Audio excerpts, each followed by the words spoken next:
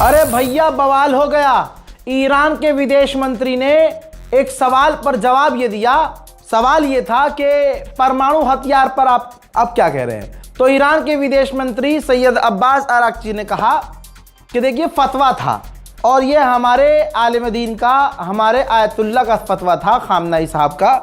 लिहाजा अब जो उस पोजीशन पे है हमें परमाणु नहीं बनाना, ये खामनाई का फतवा था। अब उनकी जो पोजीशन, उनकी कुर्सी पे जो बैठा है, जो अब सुप्रीम लीडर है, अब परमाणु हम बनाएंगे या नहीं बनाएंगे, परमाणु हथियार हम बनाएंगे या नहीं बनाएंगे, ये तो अब मुज्तबा खामनाई जो नए लीडर हैं वो इस पर हुक्म देंगे। तो दोस्तों, जहां तक कयास लगाए जा रहे हैं, जो मुज्तबा खामनाई हैं जिस तरह के, और क्योंकि वो फौज से हैं, डायरेक्ट वो फौज में उन्होंने काम किया है, तो जाहिर सी बात है। और ये भी बातें सामने आ रही हैं कि हमेशा से मुज्तबा खामनाई परमाणु के समर्थन में रहे हैं, लेकिन क्योंकि वालिद मोहतरम ने और उस वक्त के आयतुल्ला खामनाई ने साफ इनकार किया हुआ था और फतवा जारी कर दिया था, तो उस फतवे को अब किनारे करके जो नया फतवा जारी कर सकता है अब यही आदमी है जिसका नाम मुज्तबा खामनाई है। तो चीज़ें अब बहुत ज़्यादा बदल सकती हैं इस जंग के बाद। उधर दूसरी तरफ आपको ये भी बता दूं कि अब्बास अराक्ची ने यह भी कहा कि इस जंग में अमेरिका को इजराइल ने घसीटा। ये जंग थी ही नहीं अमेरिका से, इजराइल ने ज़बरदस्ती की और ज़बरदस्ती अमेरिका को जंग में घसीटा और अब भीख मांग रहे हैं स्ट्रेट ऑफ हॉर्मुज़ खुलवाने के लिए। स्वैग देख रहे हो आप दोस्तों। अब्बास अराक्ची ने यह भी कहा कि हम सीज फायर पर भरोसा नहीं करते। बिल्कुल अच्छी बात है, बिल्कुल सही बात है। उन्होंने कहा सीज फायर पर भरोसा नहीं करते, हम जंग खत्म करना चाहते हैं, हम खत्म ही करेंगे, लेकिन हम देखेंगे अपने इंटरेस्ट, हम देखेंगे। हमारे पास पर्शियन गल्फ है, उस पर हमारा पूरा कंट्रोल रहेगा। आगे भी हम देखेंगे कि हमारा फायदा जिस चीज में है, जो हमारा इंटरेस्ट है, हम उसी हिसाब से जंग खत्म करेंगे। जाहिर सी बात है, ईरान पहले भी कह चुका है हमें परमानेंट गारंटी चाहिए कि हमला दोबारा अमेरिका नहीं करेगा। हमें गारंटी चाहिए कि हमारे खिलाफ कोई शैतानी साजिश नहीं रची जाएगी, हम पर हमला नहीं किया जाएगा, तमाम इस तरह की बातें। और हम पर जो पाबंदियां लगाई गई हैं वो हटाई जाए।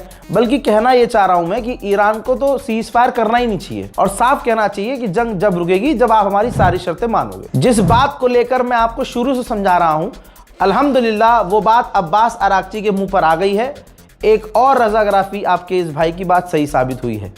उन्होंने कहा कि हमें जान देने से कोई गुरेज नहीं है।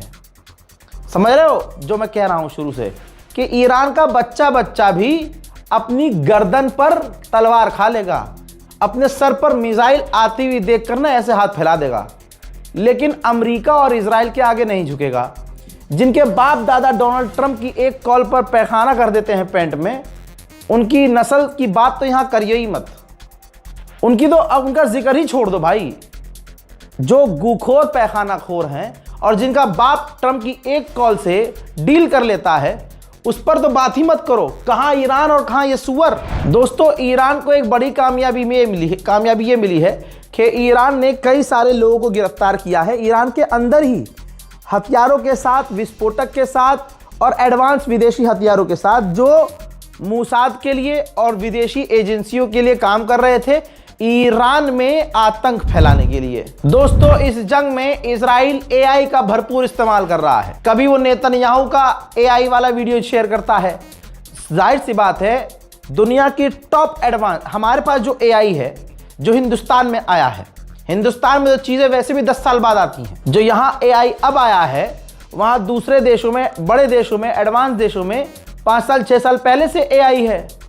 आप समझ रहे हो, भारत का इंसान अगर किसी चीज को समझ रहा हो तो सोचो ये आम हो चुका है, तभी भारत के मुसलमानों को समझ में आ रहा है। नई नई चीज तो वैसे हमारे सर के ऊपर से निकलती है भाई। जब एआई हमारे हाथ आया, भारतवासियों ने एआई का इस्तेमाल सबसे ज्यादा किस चीज में किया था? ग्रोक का इस्तेमाल किस चीज में किया था? भारत की हर औरत को नंगा करने में, बिकिनी पहनाने में। वो आपको पता है। तो ये हमारी मानसिकता है, ये हिंदुस्तान की जनरेशन की इतनी ही औकात है सोचने की। लेकिन जो दुनिया के टॉप, जिन्होंने एआई बनाया है, तो जाहिर सी बात है भाई, जिन्होंने एआई बनाया है, जो तो सबसे पहले से एआई इस्तेमाल कर रहे होंगे। हमें तो पता ही नहीं था कि एआई होता क्या है, वो इस्तेमाल कर रहे थे। और आज अगर हम खुद अपने हाथों से, मेरे जैसा इंसान एआई से बेहतरीन फोटो वीडियो बना सकता है, इंस्टाग्राम पर हर दूसरा आदमी आपको एआई से बढ़िया वीडियो फोटो बनाता दिखा रहा होगा कि हम ऐसा कर सकते हैं, इसको ऐसा ट्यूटोरियल दिखा रहे हैं यहाँ। तो सोचिए अमेरिका और इजराइल क्या एडवांस लेवल का काम कर रहे होंगे एआई पर। तो भाई अब एआई का इस्तेमाल इजराइल कुछ यूं कर रहा है कि ईरान पर हमला कर रहा है और फर्जी एआई वीडियो शेयर कर रहा है, जिसमें ये दिखा रहा है कि हमने जैसे एक फेक वीडियो जारी की जिसमें एक कार के ऊपर अटैक हुआ है, धुआं निकल रहा है, या किसी घर पर मिसाइल गिरी हुई है, और उसने ऐलान कर दिया कि हमने ईरान के टॉप लीडर को कत्ल किया है और ईरान के इंटेलिजेंस ऑफिसर को मारा है, वैज्ञानिक को मारा है। वो वीडियो खूब वायरल भी हुई, कई जगह हमारे पास भी वो वीडियो आई। अब वेरीफाई कौन करे? ईरान ही तो करेगा।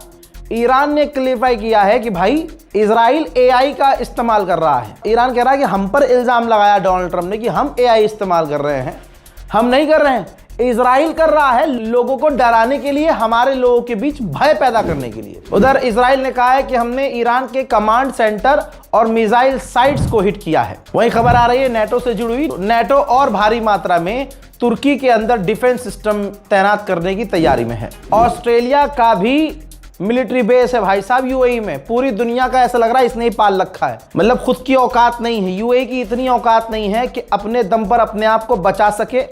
ससुरे ने पूरी दुनिया की मिलिट्री बेस को जगह दी हुई है, फिर उस पर उछलता है कि हम सबसे सेफ हैं। ईरान ने वो सारा भरम तोड़ दिया। तो ऑस्ट्रेलिया के प्रधानमंत्री ने बताया कि हमारा जो यूएई में बेस है उस पर भी ड्रोन हिट हुआ था, लेकिन हमारे जितने भी ऑस्ट्रेलिया के फौजी हैं, क्रू हैं, वो सुरक्षित है। उधर जापान की प्रधानमंत्री ने मुंह पे ही मना कर दिया दोबारा और आके कह दिया दुनिया के सामने कि हमारा कोई इरादा नहीं है स्ट्रेट ऑफ हॉर्मूज में अपनी फौज, अपनी नेवी भेजने का। फिलहाल के इस अपडेट में इतना ही। इस रिपोर्ट को शेयर कीजिए। यहाँ पर कुछ खास वीडियोस हमारे देखने वालों के, और ऐसा तो नहीं है कि 10 वीडियो आया तो 10 वीडियो लगा देंगे हम, ठीक है। धीरे धीरे और जो अपडेट आएगा उसके अंदर जो लोग रिव्यू भेज रहे हैं उनके वीडियोस को हम दिखा देंगे। जय हिंद। अस्सलाम वालेकुम राजा भाई, मैं झारखंड गढ़वा जिला से। यार तुम पत्रकारिता मत छोड़ना यार, कौन हम लोग को सच्ची खबर देगा भाई। तुम एक बार बोले थे खबर छोड़ने को कि मैं खबर नहीं दूंगा, मत छोड़ना यार। ईरान जिंदाबाद, अरब मुर्दाबाद, अरब मुर्दाबाद। अस्सलाम वालेकुम रहमतुल्लाह। रज़ा भाई, मैं कृष्णा मैंगलोर से, कर्नाटक से, मैंगलोर डिस्ट्रिक्ट का है। मेरा नाम है मुजीबुर रहमान। माशाल्लाह कम से कम 3-4 साल से मैं वीडियो देख रहा हूँ तुम्हारा, बहुत बढ़िया सच्ची खबर मिलता है माशाल्लाह। कम से कम मैं कौन सा भी मैं वीडियो कम देखता है, अगर देखेगा तो तुम्हारा रज़ा क्राफी हर दिन देख रहा हूँ माशाल्लाह। बहुत बढ़िया, बहुत अच्छी खबर मिलती है और बहुत शुक्रिया तुम आपके लिए। बहुत मेहनत करते हैं माशाल्लाह, कौम के लिए तुम करते रहो इंशाअल्लाह खैर। अस्सलाम वालेकुम। हेलो राजा भाई, आपका वीडियो एक्चुअली बहुत अच्छा लगता है। आप दुनिया का सबसे पहले मतलब सही खबरें दिखाता है और आपका वीडियो में हमेशा रियलिटी रहता है। आप किसी का समर्थन में भी वीडियो नहीं बनाता है, किसी का अगेंस्ट में भी नहीं, मतलब बिल्कुल सही वीडियो बनाता है। और सबसे पहले आपका वीडियो मैं इसीलिए देखता हूँ कि इंटरनेशनल जो खबर होता है सबसे पहले आपके पास आपका चैनल पे आता है, इसीलिए आपका चैनल देख के बहुत अच्छा लगता है। मैं हमेशा सुबह उठकर सबसे पहले आपका वीडियो देखता हूँ, आपका पेज का जो भी वीडियो ये सब देखता हूँ, बहुत अच्छा लगता है। अस्सलाम वालेकुम रज़ा भाई, मैं महाराष्ट्र बुलढाना से हूँ और मैं आपकी न्यूज़ बहुत टाइम से देखता हूँ। और आपकी न्यूज़ देखने के बाद कोई न्यूज़ चैनल देखने की ज़रूरत ही नहीं, क्योंकि आप सटीक खबरें देते हो और ऐसे ही वीडियो बनाते रहो और सच्ची खबरें बताते रहो। हमारा आपको फुल सपोर्ट है। अल्लाह आपको कामयाब करे।